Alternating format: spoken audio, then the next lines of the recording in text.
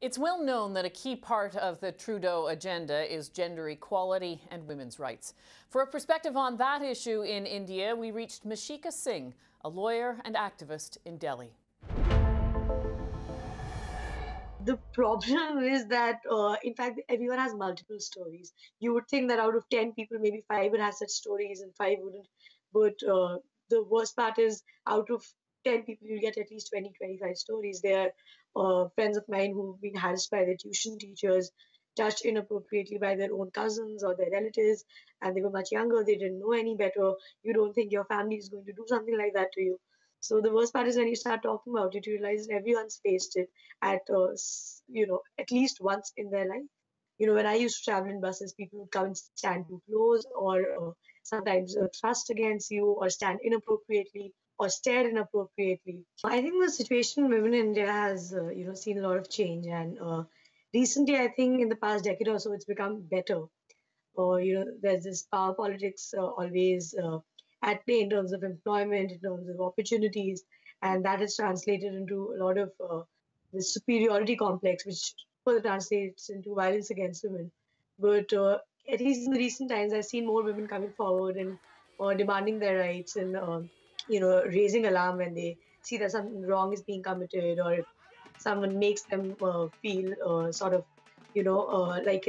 objectifies them, or sees them inappropriately, or cat calls them, or indulges in any of those activities which they feel is invading their personal space. I see a lot of women now coming out and talking about it, and doing their job of taking charge of the situation. I see men being more open to the idea that women are equals and are not supposed to be subjected to, being judged on their looks all the time, or being catcalled and made fun of and objectified.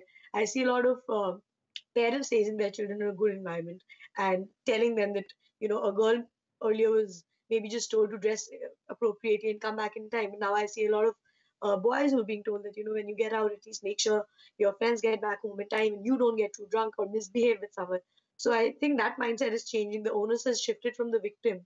What hits me really hard even now is that our mainstream media is doing very little to, sort of curb violence or not promote it, even in the most subtle ways. Like, there are so many songs that, talk about how if you harass a girl enough, she's going to fall in love with you.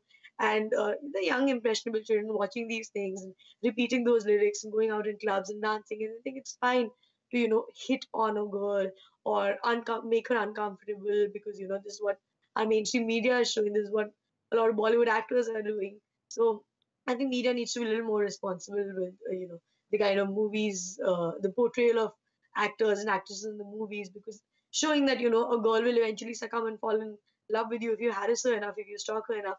The lyrics of these songs just doesn't make sense, giving people the wrong impression, thinking harassing is the way to, get to someone's heart.